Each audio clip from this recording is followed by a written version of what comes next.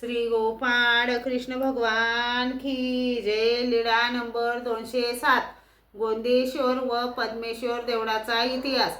सर्वज्ञ गोंदेश्वराच्या देवळाकडे भक्तजनासहित फिरायला गेले। सर्वज्ञ लाकडी कठ्यास टेकून आसनावर बसले। सर्वज्ञ म्हणाले, या देवळापुढे हे देऊळ का हो? तेव्हा भक्तजन म्हणाले, जीजी हे सर्वज्ञांनीच सांगावे जी। सर्वज्ञ म्हणाले, एका म्हातारीचा मुलगा आंघोळ करीत होता तेव्हा त्यांच्या वहिनीने लवकर पाणी आणले नाही। त्याने म्हटले, वहिनी लवकर पाणी आणा हो। तिने म्हटले, आणते हो। तो म्हणाला, आणा लवकर। तेव्हा ती म्हणाली, अशी घाई करून काय गोंदेश्वरापुढे पद्मेश्वर करणार? आणि तो जिद्दीला पेटला, ईर्ष्येने निघाला, तेलंग देशाला गेला, तेथे पुष्कळ संपत्ती मिळवली, ती घेऊन आला। मग गोंदेश्वराच्या देवळापुढे पद्मेश्वराचे देऊळ बांधले। श्री गोपाळ कृष्ण भगवान की जय।